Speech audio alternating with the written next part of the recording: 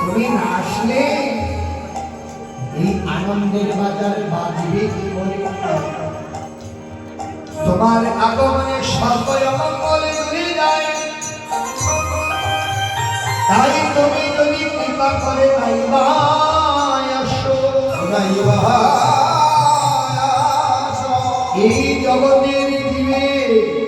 এই জগতের জীবের অন্তঃচক্ষু প্রস্ফুটিত কে করবে?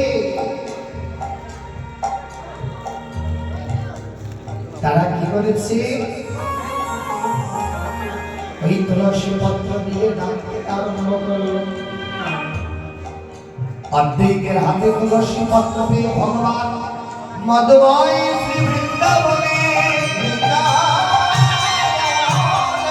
মদময় শ্রীরাম বৃন্দাবনে লীলা বিশ্রাম দিয়ে রাধা গোবিন্দ মিলিত তন হয়ে পূর্বে যেমন এক গঙ্গা ছিল, এই কলিকালে আবার একটি স্বরূপ হয়ে নদিয়া নবদ্বীপে উদয় হয়েছে।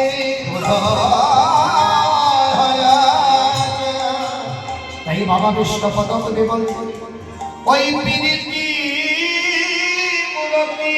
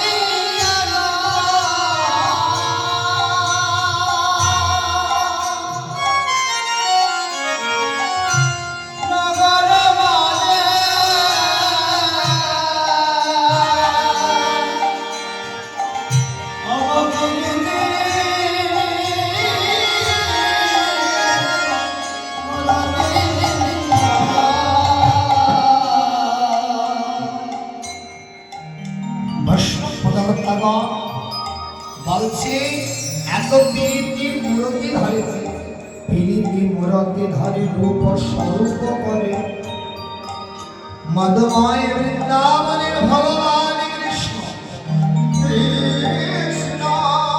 শ্রীমতী রাধা রানীকে সঙ্গে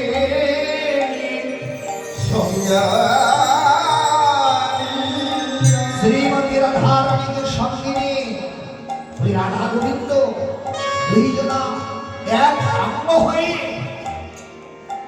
অবতীর্ণ হয়েছে নদিয়ায়। পূর্বে যেমন এক ছিল, এই জন্মেও এক হয়ে রাধা এবং গোবিন্দ কিন্তু আলাদা কোনো কিছু নয়। রাধা রানী হলেন গোবিন্দের লাদিন শক্তি, গোবিন্দ নিজের বাপ অঙ্গ থেকে রাধারানীকে সৃষ্টি করেছে। রাধা কৃষ্ণ হয় একটি আত্মা, দুই দেহধারী। লীলার রসে আস্বাদিতে বহু রূপে দুই রূপে অবতরিত। লীলারস আস্বাদন করবার প্রচেষ্টায় দুইটা দেহ ধারণ করেছে, কিন্তু দেহ দুটি হলেও ওই রাধা গোবিন্দের আত্মা হচ্ছে এক। তাই বৈষ্ণব পদাবতার বলছে প্রীতি পুরতি গিয়ে রূপ স্তম্ভ ধরে হয় না এলো নদিয়া মাঝে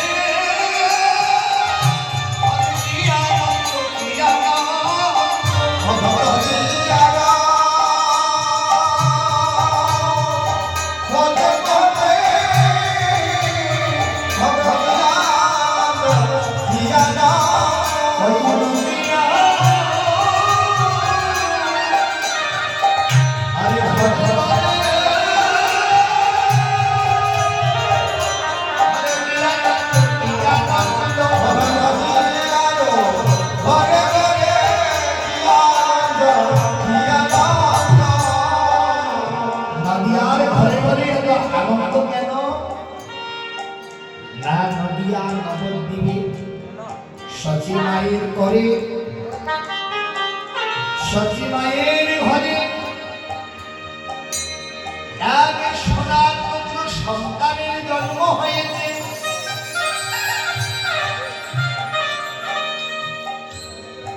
সোনার পুত্র এক সন্তানের জন্ম হয়েছে। সারা নবদ্বীপ কেমন যেন হই হই রব করেছে। সারা নবদ্বীপে একটা কলরব সৃষ্টি হয়েছে। কেন কলরব হবে? কেন? গৌরীর জন্ম তো হয়েছিল ফাল্গুন মাসে পূর্ণিমা তিথি ফাল্গুনী নক্ষত্র শুভক্ষণে সন্ধ্যা বেলা। আচ্ছা, পরমেশ্বর ভগবান এই ধরাধামে অবতীর্ণ হয়েছে, কিন্তু সবারই জানা সেদিন ছিল পূর্ণগ্রাস চন্দ্রগ্রহণ। কেন? ওই গগনের কলঙ্কিত চাঁদ, গগনের কলঙ্কিত চাঁদ যখন দেখেছে নদিয়ায় এক নিষ্কলঙ্ক চাঁদের উদয় হয়েছে। নদিয়ায় এক নিষ্কলঙ্ক চাঁদের উদয় হয়েছে। ওই চাঁদ দেখে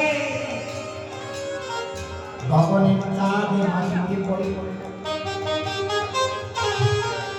মাটিতে পড়ে 10টি টুকরো হয়ে মহাপ্রভুর শ্রীচরণে আশ্রয় নিয়েছে। বলছে নদিয়াতে তো অকলঙ্ক চাঁদের উদয় হয়ে গেছে, আমি আর ওই গগনে থেকে কি করব?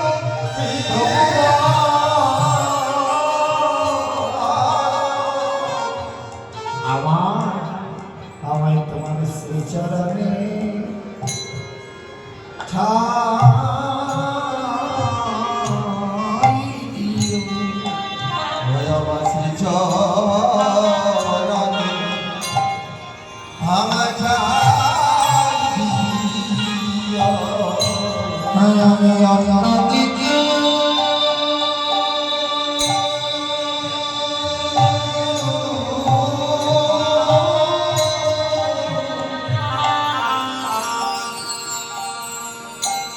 আমি চাইলাম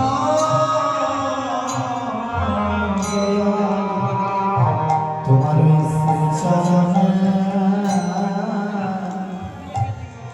ঠাই আর কিছু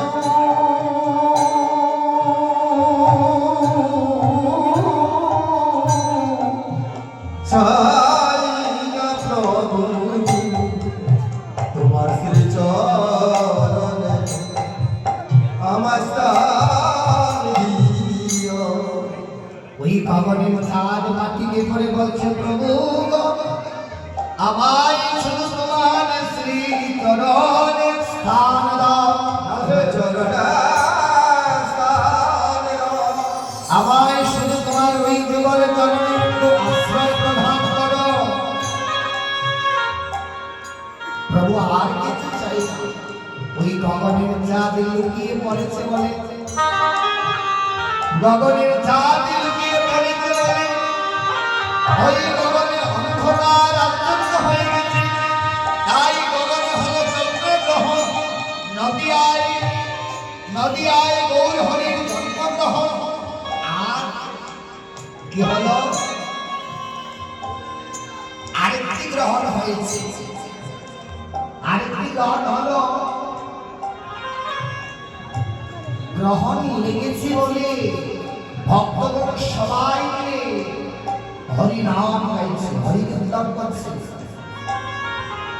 তাই ভক্তগণের হরি নাম গ্রহণ, গগনের চন্দ্র গ্রহণ, নদিয়ায় গৌর হরি আগমন, তাই তিনটা গ্রহণ একসাথে হয়ে গেছে। তাই আজ ডেকে ডেকে বলছে আমার গৌরের লোকে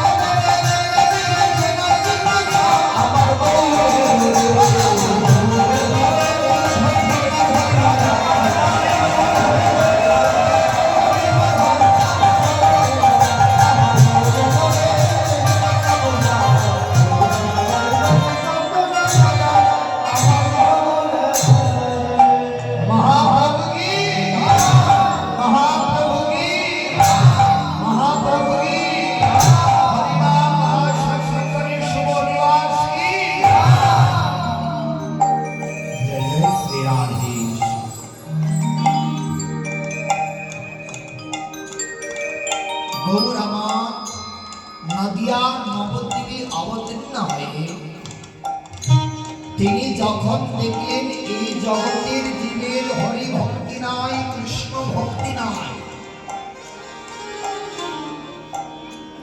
এই জীবের দুঃখ দুর্গতি দর্শন করে আপনি আমার জগতের জীবের দিকে তাকালেন, তাকিয়ে দেখছেন এই জগতের প্রত্যেকটা জীব হলো মায়াবাদী। কৃষ্ণ চরণ ভুলি গিয়ে মায়ার চরণে গেল, কৃষ্ণকে ভুলে গিয়ে মায়ার কাছে গিয়েছে। তাই তো সে তার জীবনের সফলতা অর্জন করতে পারছে না। তাই গৌর আমার কি করলেন? গৌর আমার মনে মনে ভাবনা করছে এই জীবের জন্য কি করবে। প্রত্যেকটা যুগে একটা ধর্ম রয়েছে, চারি যুগে চারি ধর্ম, জীবের কারণ। চার যুগে চারটা ধর্ম জীবের কারণে। যেমন সত্যযুগে ভজন ছিল যা করতাম, সত্যযুগের মানুষ ধ্যান করে ধ্যানের মাধ্যমে ভগবানকে লাভ করত, ধ্যানের মাধ্যমে ভগবানকে লাভ করত। কিন্তু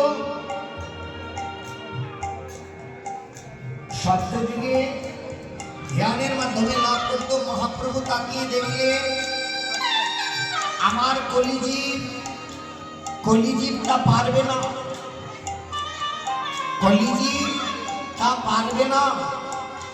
তাই তিনি পরবর্তী যুগে তাকালেন, পরবর্তী যুগে তাকায় দেখলেন সত্যে জাগ ত্রেতায়াং যজতে মাখাই।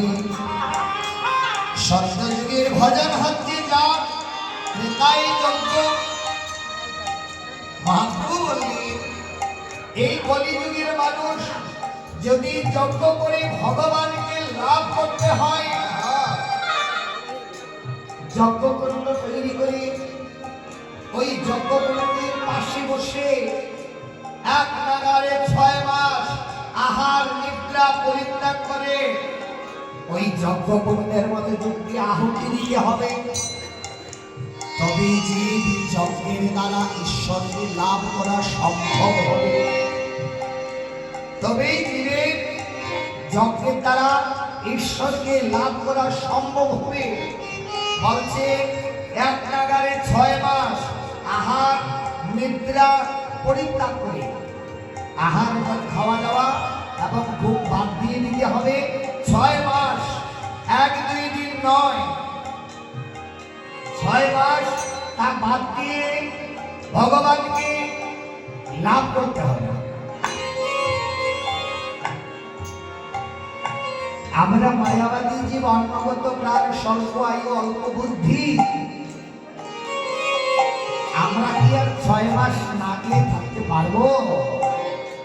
গৌর দেখলেন তা সম্ভব হবে না। যজ্ঞকুণ্ডের পাড়ে বসে 100 মান দণ্ডল, 100 মান আহুতি করবে, কিন্তু এই কলিজীবের দ্বারা তা সম্ভব হবে না। কলিজীবের দ্বারা তা সম্ভব হবে না।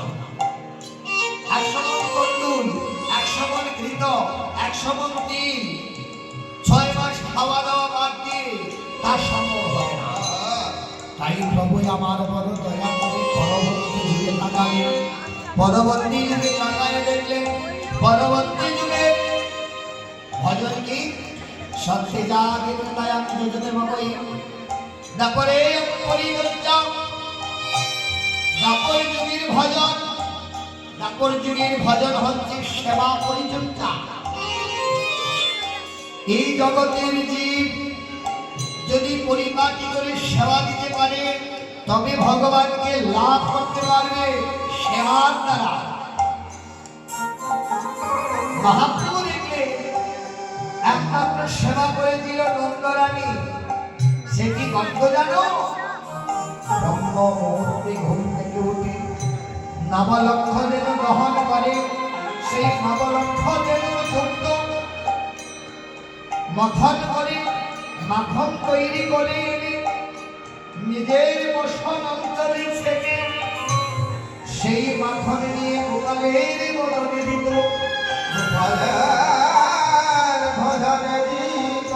সেই প্রত্যেকটা নবনীকে নিজের বসন অঞ্চলে ছেড়ে দিত, যেন একটি দানা নবনীকার মোটা না লাগে।